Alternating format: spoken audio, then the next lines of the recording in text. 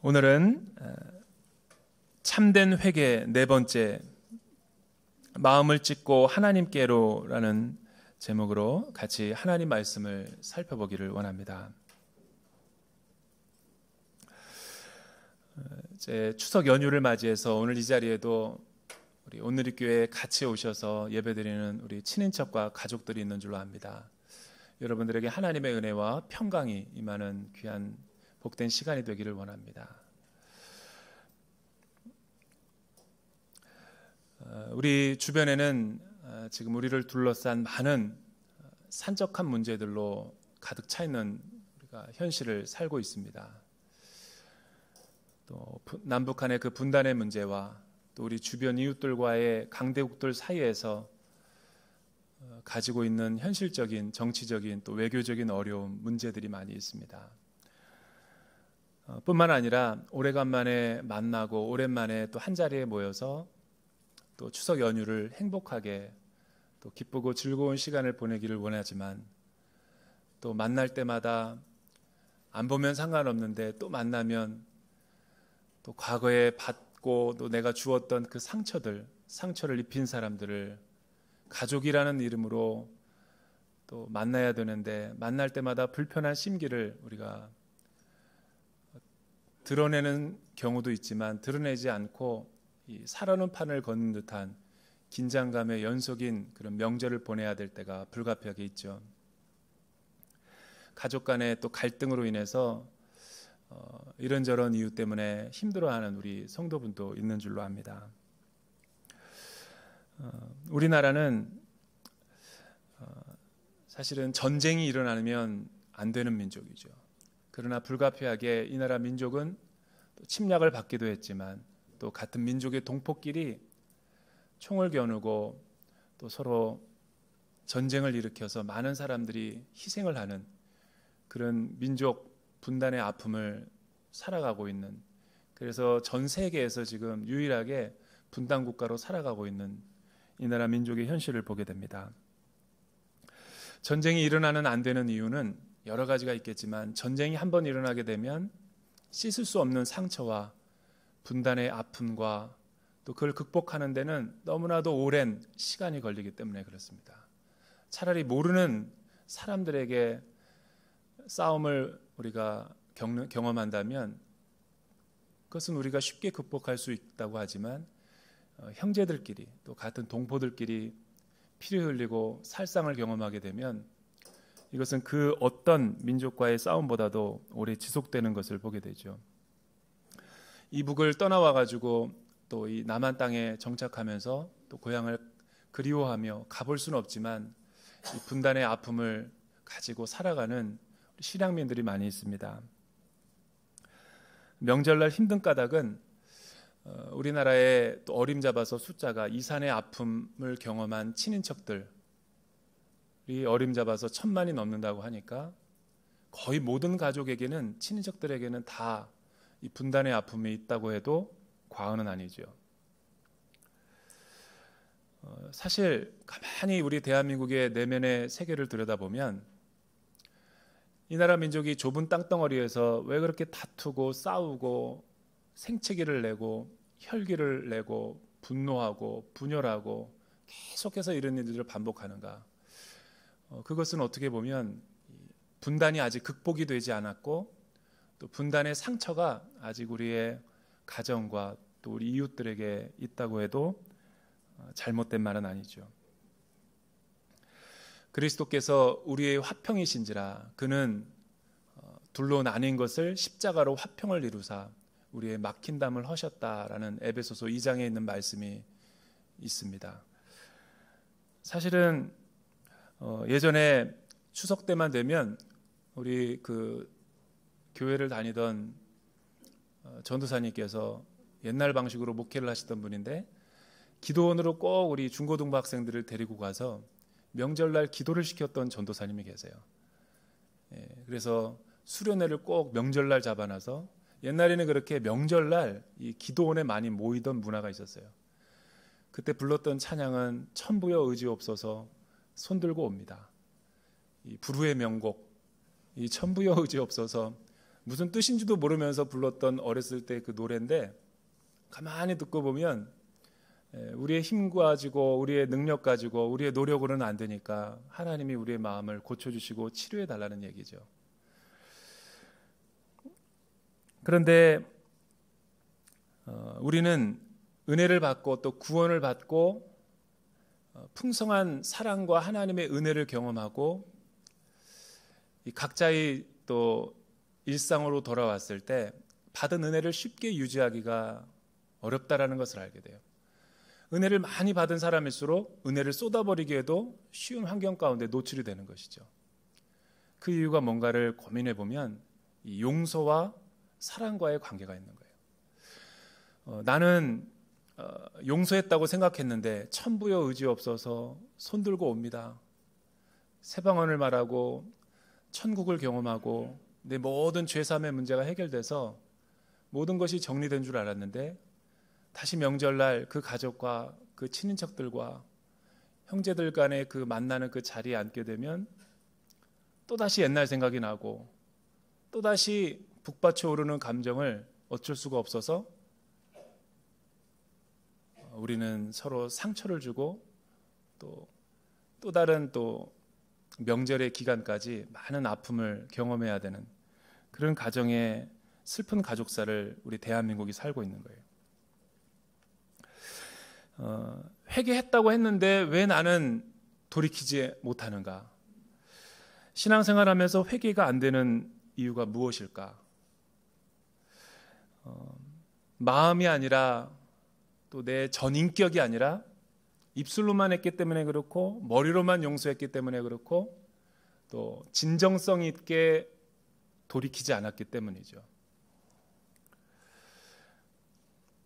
하나님의 그 용서의 선포보다 내 신념과 내 자아가 고집이 더 강하기 때문에 그것이 잘 안 되는 거죠. 에베소서 2장은 우리가 예수님을 믿고 믿음에 연합된 삶을 살았다라는 것은 내 힘과 내 노력으로 용서하고 이웃들을 사랑하는 것이 아니라 하나님께서 우리를 용서하신 그 사랑을 힘입어서 이웃들과 또 깨어진 관계성을 용서하고 치유할 수 있다라고 말씀하는 거죠. 결론적으로 말하면 내가 용서가 안 되고 자꾸만 그 사람을 보면 또 화가 나고 일본과 무역을 해야 되는데 일본 사람들을 보면 또 화가 나는 이유는 내 힘과 내 능력으로 용서하려 하기 때문에 그런 거예요.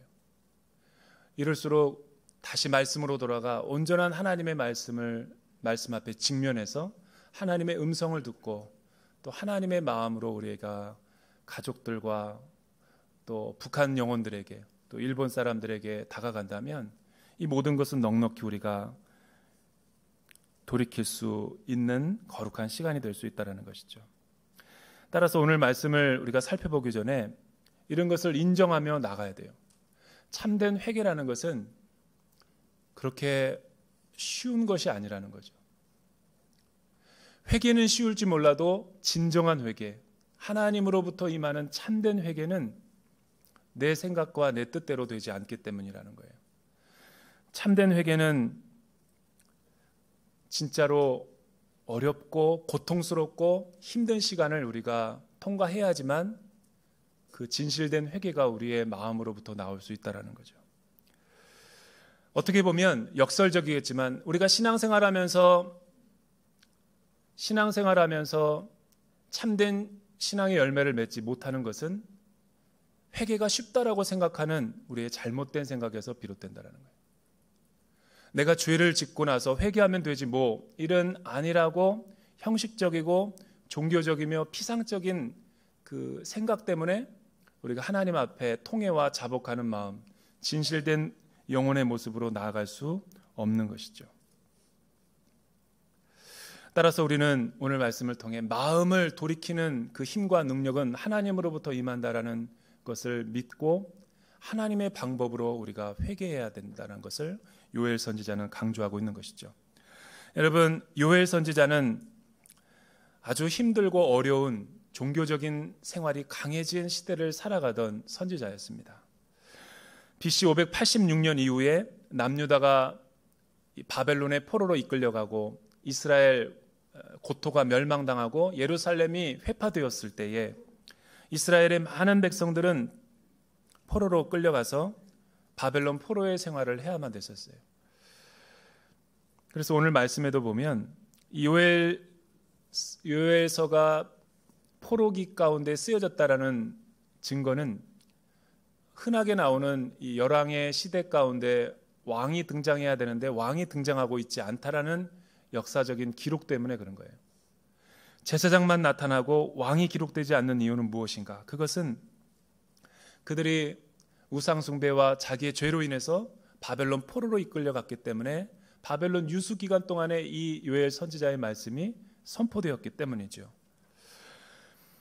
따라서 이스라엘 백성들은 죄 가운데서도 오늘날처럼 회개가 너무나 식상하고 쉬운 그런 시대 가운데 살아가고 있었습니다.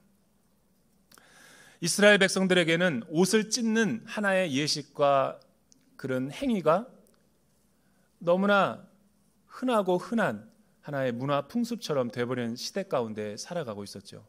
원래 옷이라는 것은 추울 때 덮는 신체를 보호하는 기능도 있지만 이스라엘 백성들에게 있어서 이 옷이라는 것은 또 다른 중요한 영적인 의미가 있죠.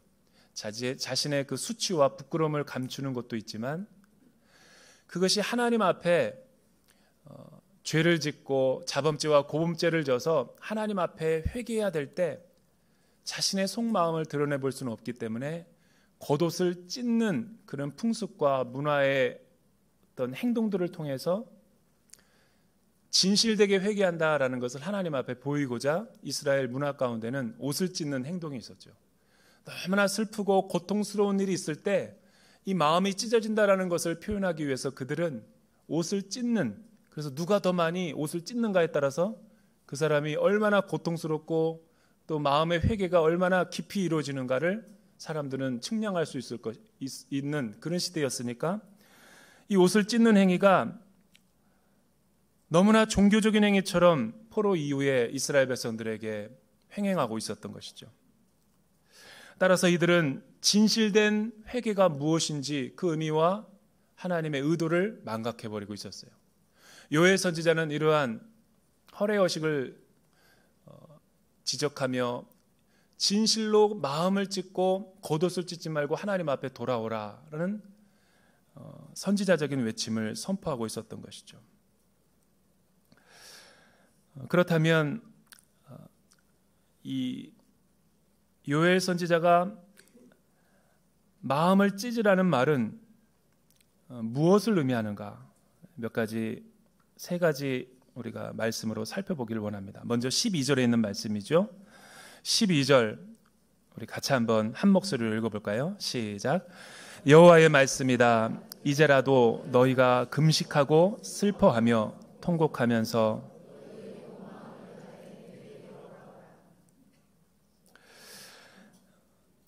마음을 찢으라는 말은 요엘 선지서에 의하면 어떤 의미를 우리 가운데 교훈하고 있는가? 첫 번째는 철저히 자기 자신에 대해서 절망하라는 것이죠. 참된 회개가 되려면 자신의 노력과 힘으로는 불가능하다는 것을 깨달을 때만이 진정한 회개에 도달할 수 있기 때문에 그런 것이죠. 대부분 회개할 때 많은 사람들은 몇 가지 프로세스와 과정을 거쳐서 회개에 이르게 됩니다. 그래서 우리가 CCC 선교단체에 보면 그 사형리 전도 복음 책자가 있죠. 네 번째 단계에 이르게 되면 참된 회개가 무엇인지를 그 CCC 사형리에서는 이렇게 설명을 해요. KTX 우리가 많이 타기 때문에 기차로 표현하자면 기차의 그 모습은 제일 먼저 앞에 기관차가 있죠. 기관차. 두 번째는 연료차가 있는 거예요. 지금 현대적인 우리 기차는 약간 다르지만 옛날의 기차는 기관차가 앞에 있고 뒤에 연료차가 있어요. 그리고 마지막에는 객차가 있죠. 우리가 하나님 앞에 죄를 깨닫고 회개하고 돌이킬 때 그 모습을 이 기차의 구조로 설명하고 있는 거예요. 어떤 사람은 하나님 앞에 돌아올 때 감정적인 회개가 앞서서 돌아오는 분들이 있어요. 저는 청년 대학부를 목회할 때 이런 청년들을 너무나 많이 봤어요. 감정적으로 예배와 찬양 가운데 그 어떤 달콤한 멜로디에 흠뻑 취해서 너무나 홀리하고 거룩한 모습으로 하나님 앞에 나오지만 그 예배가 끝나고 나서 다시 일상으로 돌아가고 세상에서 살아갈 때 다시 옛날로 돌아가는 거예요. 그리고 또 주일날 교회만 오면 다시 또 거룩한 모습으로 반응하고 예배하는 모습이에요. 이렇게 거룩한 예배자의 모습이면 많은 사람들에게 존경과 사랑을 받아야 되는데 그 주변은 아무도 없어요. 왜 그러냐면 그 지체의 그 어떤 이중적인 마음, 그 이중생활 외식과 위선의 마음 때문에 사실은 그의 진정성을 사람들이 많이 의심하기 때문인 거예요. 월요일서부터 토요일까지는 세상의 방식으로 살다가 또 주일날 오면 다시 또 눈물과 회개하는 마음으로 살아가는 그의 형제의 모습 때문에 많은 사람들이 실족하는 것이죠. 이런 일들이 왜 일어나는가? 그거는 감정적인 회개가 나쁘다는 것이 아니죠. 그러나 감정적인 회개의 모습이 맨 이 기관차 제일 첫 번째 놓이게 되면 그렇게 되는 거예요. 감정이 이끄는 대로 가기 때문에 기복적인 기분에 따라서 감정주의적인 신앙생활을 하는 것이죠. 전인격적으로 하나님 앞에 반응하고 예배하는 그런 우리가 회개의 모습을 갖기 위해서는 겉옷을 찢지 말고 마음을 찢으라는 첫 번째 마음은 사실은 나 자신에 대해서 철저하게 절망하고 내 자신의 힘으로는 하나님 앞에 나아갈 수도 없고 뉘우칠 수도 없고 회개할 수도 없다라는 어떤 지점까지 이르러야지 우리가 하나님 앞에 참된 회개의 모습이 되는 것이죠. 하나님을 떠난 인간은 그렇게 위대하지 않습니다. 겉으로는 교회 나올 때 양복과 화장을 하고 아주 아름다운 모습으로 나타나지만 사회적인 모습은 그렇지만 사실은 우리의 보이지 않는 속마음을 하나님 앞에 비추어 보면 나는 꽤 괜찮은 사람이 아니라 나는 꽤 절망적인 사람이에요. 평소에는 나 자신의 마음속을 들여다볼 수 없기 때문에 우리가 겉으로 치장하며 서로를 알아가고 서로를 만나지만 그러나 하나님의 그 회개의 영이 부어지고 하나님의 성령의 조명에 의해서 나 자신의 속마음을 들키고 내 말씀 앞에 내 영혼이 직면한 모습을 보게 되면 하나님을 떠난 내 영혼의 비참한 모습과 절망에 빠진 그 죄의 민낯의 모습을 보게 되면 우리는 차마 눈을 뜨고 나 자신의 모습을 바라볼 수 없는 것이죠. 그럴 때 우리는 느끼는 감정이 절망과 포기죠.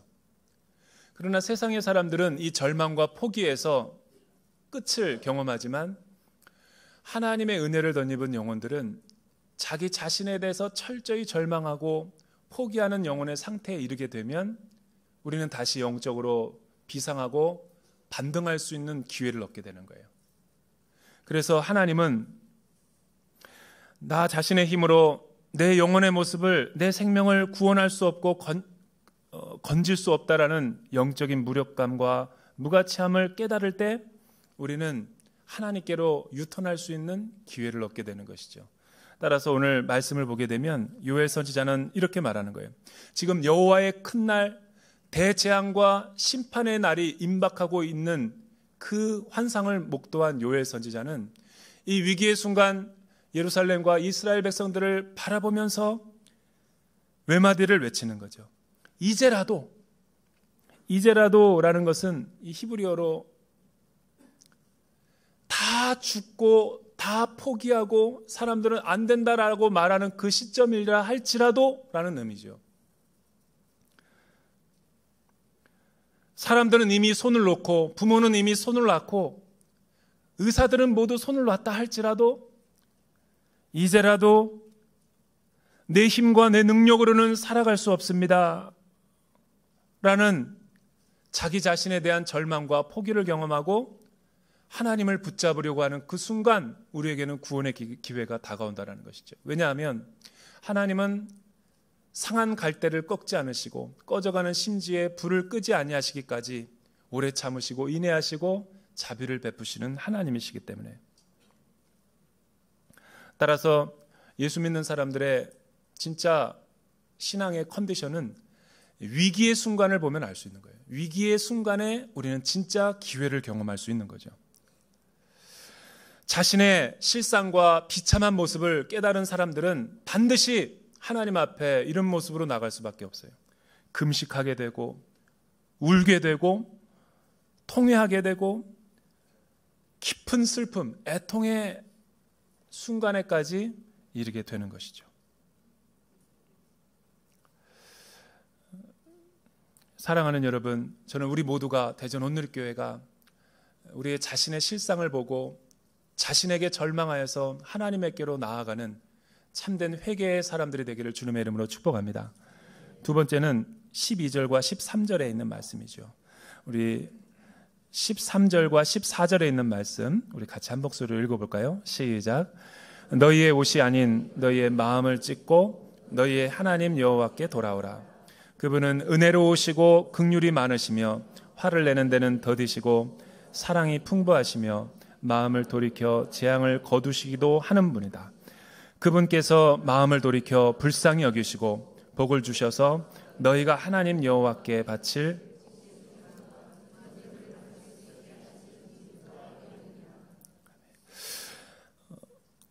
겉옷을 찢지 말고 마음을 찢으라는 말은 우리에게 어떤 의미가 있는가? 두 번째는 그 마음은 후회가 아닌 회개를 하는 모습이라는 것이죠. 많은 사람들은 후회는 많이 합니다. 그러나 또다시 옛날로 돌아가고 또다시 옛 본성과 옛 성품으로 돌아가서 혈기를 이루고 분노를 이루고 나 자신의 입장에서 상대방을 정죄하려고 하는 모습에 서게 되죠.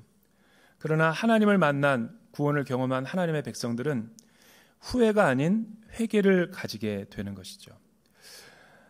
하나님의 사람들이 슬프고 통회하고 애통해하고 가슴을 찢는 이유는 무엇입니까? 그것은 우리의 죄 때문에 우리가 받을 형벌이 두려워서 슬퍼하는 것이 아니죠. 그것은 내가 실수로 우연하게 저지른 그 실수에 대한 그 결과가 무서워서 하나님 앞에 슬퍼하는 것도 아니에요. 하나님을 만난 백성들이 이 죄를 깨닫고 영혼으로 회개하는 그 자리에까지 나아가는 이유는 죄 자체를 내가 하나님 앞에 하나님을 너무나 슬프게 하고 하나님을 아프게 해드리고 하나님의 원하시는 그 선한 상태에 이르지 못한 비애와 비참함과 그 죄에 대한 슬픔 때문에 죄 자체를 슬퍼하는 원인이 있는 것이죠. 예수님께서 십자가를 지실 때 그 패션 오브 크라이스트 영화에 보면 저는 아직도 선하게 제가 기억하는 게 그 마지막 장면이 예수님께서 운명하실 때 하늘에서 큰 눈물이 떨어지면서 영화가 클로즈하고 엔딩하게 돼요. 여러분, 예수님이 십자가를 지실 때 살과 또 피를 흘리며 살을 찢기실 때 휘장이 위로부터 찢어지고 그 찢어지는 것은 하나님의 가슴이 찢어지는 거죠. 왜냐하면 하나님이 사랑했고 하나밖에 없는 외아들 독생자를 보내셔서 인류의 죄를 나와 여러분들의 죄를 대속하기 위해서 그 흘리신 그 희생과 사랑과 아픔을 생각할 때 하나님의 눈물이 흘렀던 것이죠. 그래서 내 영혼이 십자가 아래서 정직하게 나 자신을 바라보고 절망해서 십자가를 바라보고 하나님에게 베푸신 그 은혜와 공의와 정의를 생각하면 우리도 하나님처럼 눈물을 흘리지 않을 수가 없는 거죠. 그때 우리는 후회가 아닌 사람에게 인간에게 피해를 주고 손해를 준 것이 슬퍼서 우는 것이 아니죠. 하나님의 마음에 못을 받고 하나님의 마음에 너무나 우리가 죄를 지었기 때문에 그 죄를 고통스러워하는 마음에서 우리는 참회와 회개의 눈물을 흘리는 거예요. 그 영혼들만이 한일 관계를 극복할 수 있고 가족 간의 분열을 치유할 수 있고 남북 간의 민족의 분단을 극복할 수 있는 것이죠. 그렇지 않으면 우리는 맨날 용서했다고 하면서 양해각서를, 외교문서를 주고받았다고 하면서 서로를 비난하고 서로를 정죄하는 그러한 시간들밖에 가지지 못하는 거예요. 그러나 그 하나님의 사랑, 하나님의 그 십자가의 그 고통을 같이 믿음으로 영적으로 연합된 삶을 경험한 사람들은 더 이상 남 탓을 하지 않고 부모 탓을 하지 않고 환경 탓을 하지 않고 이웃 나라의 탓을 하지 않는 것이죠. 저는 대전 온누리교회 모든 성도들이 이런 깊은 회개에 이르게 될 수 있기를 주님의 이름으로 축복합니다. 본의 아니게 공동체 생활을 이루다 보니까 이 순모임과 공동체 생활 사역팀을 하다가 보면 우리는 서로 다른 기질과 서로 다른 출생의 그 가족사가 있기 때문에 우리는 원치 않게 미워하거나 또 싫어하는 코드에 맞지 않는 사람들을 경험하게 되죠. 그때마다 그 사람을 판단하고 정죄하기보다는 이번 하반기 양육과 순모임에서는 넓은 바다와 같은 마음으로 용서하고 품고 내 자신의 그 마음을 예수 그리스도의 마음으로 넓혀가는 그런 훈련을 해야 되는 것이죠. 왜 우리는 참된 이 회개에 이를 수 없는가? 그거는 마귀가 우리의 마음에 가라지를 뿌리기 때문에 그래요. 우리 마귀가 이 십자가와 하나님의 사랑을 보지 못하게 하고 눈을 가리고 귀를 가리게 해서 이 마음에 내 이기적인 마음과 욕심을 자꾸만 심어놓기 때문에 우리는 순간 분노와 또 시기와 미움의 영이 우리 가운데 들어오기 때문에 그런 거죠. 따라서 내 힘과 내 능력으로 상대방을 용서할 수 없고 내 힘과 내 능력으로 다른 사람을 품을 수 없는 거예요. 이 말을 뒤집어 보면 하나님의 은혜와 사랑을 내가 많이 경험하고 깊이 은혜 가운데 적셔져야지 자녀들과 배우자들과 부모들과 친인척들에게 대하는 나의 태도가 달라지는 거예요. 그래서 요엘 선지자는 하나님이 어떠한 분이 알라라는 말로 선포하고 있는 거예요. 왜냐하면 그분의 성품은 은혜로우시고 긍휼이 많으시고 화를 내는데도 더디시고 사랑이 풍부하시고 마음을 돌이켜 재앙을 거두시게 하시는 분이기 때문에 하나님의 성품을 힘써 알라는 것이죠. 하나님의 성품은 하나님의 기록된 말씀 가운데 다 나타나 있는 거예요. 따라서 후회가 아닌 참된 회개를 하기 위해서는 말씀을 깊이 묵상하고 큐티해야 되고 공부해야죠. 이럴 때는 아멘 한번 해도 되는 거예요. 마지막으로 18절 우리 같이 한번 마지막으로 읽어볼까요? 18절에 있는 말씀 우리 17절과 18절 같이 한번 읽어보죠. 시작. 여호와를 섬기는 제사장들로 하여금 성전 현관과 제단 사이에서 울며 말하게 하라. 여호와여 주의 백성들을 불쌍히 여기소서. 주의 소유가 수치를 당하지 않게 하시고 민족들의 웃음거리가 되는 일이 없게 하소서. 민족들이 서로 그들의 하나님이 어디 있는가라고 말해서야 되겠습니까? 그때 여호와께서 그분의 땅에 열정을 가지시고 그분의 백성들을 불쌍히 여기셨다. 마지막 17절과 18절의 말씀은 이 하나님의 성품을 우리가 알게 될 때 우리는 참된 기도가 나오게 되고 하나님의 마음을 가지고 하나님의 뜻대로 기도할 수 있는 성품에 이르게 되는 것이죠. 여러분, 하나님의 성품을 이해한 뒤 요엘 선지자는 모든 백성들을 소집하라고 이야기하죠. 그리고 너희는 이렇게 기도하라.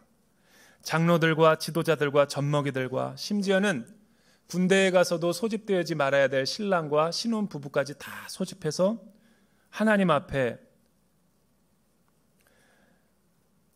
세 가지를 부르짖고 기도하라는 것이죠. 우리를 불쌍히 여겨달라고. 두 번째는 하나님의 백성, 주의 백성들이 욕되게 하지 마옵소서. 세 번째는 이방 나라들로 하여금 하나님의 사명을 완수하는 그 민족들로 하여금 이방 민족들의 웃음거리가 되지 않게 해주십시오 라고 기도하는 거예요. 이게 하나님의 이스라엘 백성들을 부르신 목적과 뜻이었죠. 여러분, 오늘 말씀을 보면 우리가 우리의 감정과 또 우리의 기분대로 하나님 앞에 기도하는 것이 아니라 오늘 히브리어 성경에 혹시라는 말은 없어요. 혹시라는 말이 없고 그분이 그분이 그렇게 기도할 때 너희에게 곡식제물과 전제물을 바칠 수 있게 하겠는지 누가 알겠느냐. 이 개역개정에는 혹시라는 말로 의심하는 것처럼 표현되어 있지만 오늘 말씀은 이 하나님의 주권과 절대적인 그 참된 해방과 자유를 의미하는, 하나님께서 그렇게 우리를 부르짖고 참된 회개로 나오는 사람들에게 영적인 해방과 자유를 주신다라는 의미를 그렇게 수사학적으로 강하게 표현하고 있는 것이죠. 누가 알겠느냐라는 것은 하나님께서 그렇게 확실히 너희에게 은혜를 베풀어 주실 것이다. 오늘 말씀을 통해서 우리는 세 가지 사실을 배웠죠.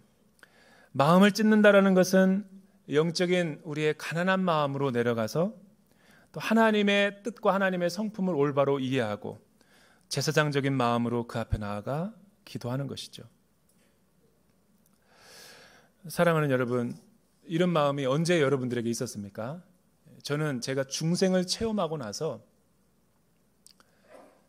요엘 선지자가 이야기하는 이 세 가지 가슴을 찢는 마음의 상태를 경험한 적이 있어요. 이 말을 다른 말로 하면, 왜 그렇게 우리는 회개가 아닌 후회만 하고 인생을 허비하며 낭비하며 살아가는가? 용서했다고 하는데 우리는 또 그 사람을 보면 뭐가 불쑥불쑥 튀어나오고 갈등의 상태에 이르게 되는가? 그것은 하나님의 능력과 사랑으로 용서한 것이 아니에요.